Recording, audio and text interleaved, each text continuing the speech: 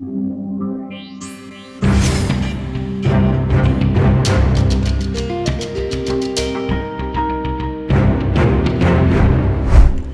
I'm Tracy Gilchrist, and welcome to Advocate Today. Beyonce has made history at the 65th Grammy Awards, although she missed out on the biggest award of the night, Album of the Year. That award went to Harry Styles.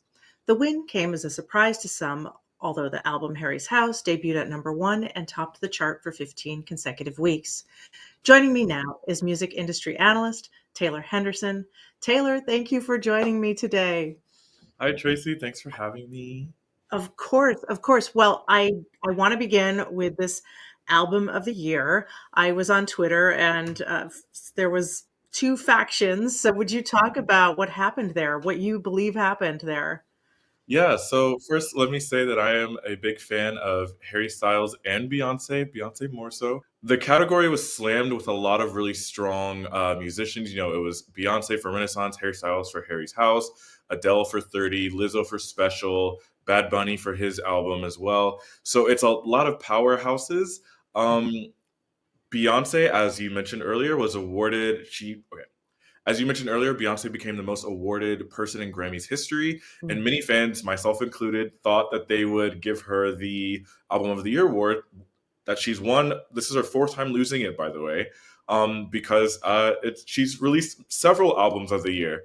But what I believe happened personally is most likely that because there were so many powerhouses in this category, that the votes got split between the Mm. Academy.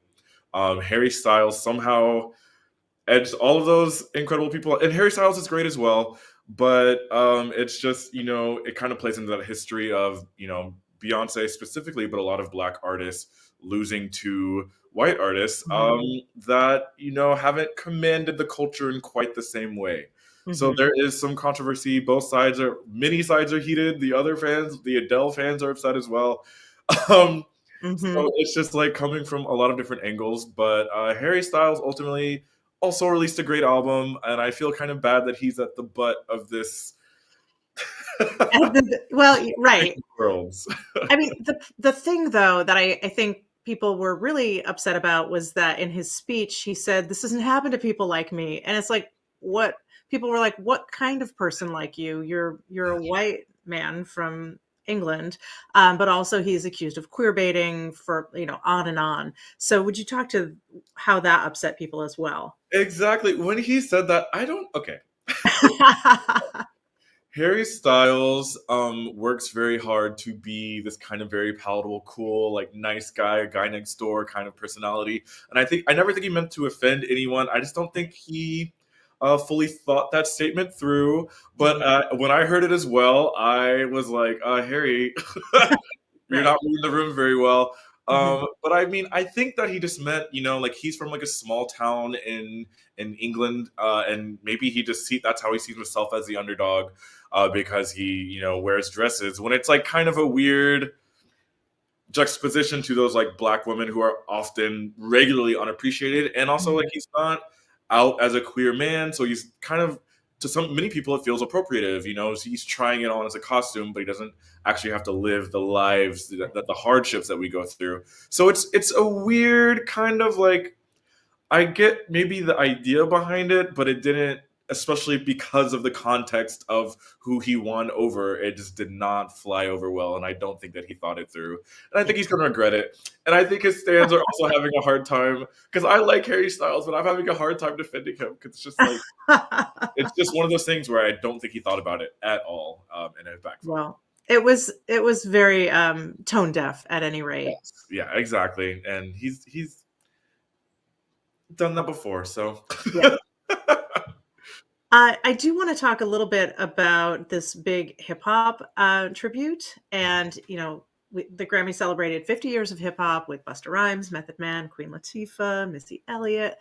Will Smith was noticeably absent, as Will Smith and DJ Jazzy Jeff were absent many, many years ago, like 3 decades ago, when they protested hip hop not being a part of the actual Grammy celebration and being awarded before. What can Mhm. you say about this performance, though? First, I thought it was incredible. Watching it travel through the history and the decades, you kind of forget how new hip hop really is. And it was amazing to see so many legends, icons from my childhood, from a lot of our lives, on screen performing back to back to back. Mhm. It was just so much fun. Missy Elliott and Queen Latifah were two of my favorites. That's two of my people that I grew up listening to the most.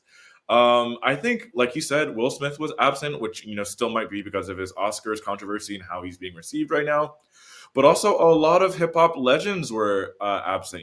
Drake, especially when we're thinking about modern day, kind of transition to Lil Baby, who isn't as popular. It was a very marked shift in tone. And I think you think about Drake, Nicki Minaj, even like Cardi B, like a lot of the newer people coming up right now that weren't included. The choices are kind of strange, and also we know that Drake spoke out against the Grammys a couple of years ago because of his lack of nominations and wins. So Mhm. perhaps that had something to do with it. It's interesting seeing, like, yeah, they're doing this grand celebration, but also how some of the political behind the scenes workings are going, which Yeah. you can pinpoint with who was not included. Mhm. Hmm. Yeah, well, thank you. And another powerful performance and moment, of course, was Sam Smith and Kim Petras winning for Best Pop Duo for Unholy. And of course, they performed. Madonna introduced them. Would you talk a little bit about that moment and especially Kim Petras in her speech? Yeah, Kim Petras, I'm a big fan. It's I never would have guessed, especially so early on in her career, that she would be a Grammy winner. I don't think she Mm. guessed that as well. This how the song came together was really cool. How it's taken over the world. It's been number one for so long. I'm really proud of both Sam and Kim. It's their both. I think it's both of their first number ones. Mhm. And in her speech, Kim thanked like the trans leaders before her. She's the second trans person to ever win a Grammy, Mm. one Wild. of eight to be nominated. Mm. So it's a huge accomplishment. She thanked Sophie in her speech, which was beautiful. Sophie was a electronic music pioneer that died a couple years ago, and that was a beautiful touch. And then yeah, the performance was a lot of fun. They certainly Madonna introducing it was very appropriate. I felt like, and it was a lot of fun. And they know how to get people and specifically conservatives talking about their music. I think it was a very intentional strategy to kind of push some Mhm. buttons, and it worked because Yeah, yeah, they're right. already mad. Well, there was a really big moment of allyship with the queer community as well because Beyonce, she became the most awarded artist in Grammy history with 32 wins. And in her speech, she thanked her late uncle Johnny, and then she also thanked the queer community. Would you talk about that moment? Yeah, as a black boy, as a black queer boy from Houston, Beyonce, I have been with her since I was like 6 years old, listening to "Say My Name." She's always felt like my community, even though adjacent, even before I knew I was gay. So this whole album has been very, back when I was growing up, all I heard was, I heard, okay, back when I was growing up in Houston, I heard a lot of homophobic things about black gay men, people who had AIDS, HIV. And so now it's really cool to see her uncle, a black gay man who had HIV, celebrated and kind of recontextualizing his life in a Mhm. really beautiful, fun, joyful way that is also, including and bringing in all these LGBTQ musicians, black specifically LGBTQ musicians. Right. It's so cool. It is an.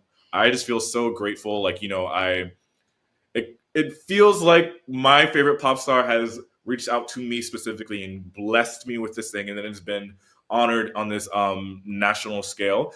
She Mhm. could have won album of the year, but it was a huge honor, and it meant so much to me personally, just for her to continuously mention and uplift us and what feels like me as a little black gay boy. So Yeah.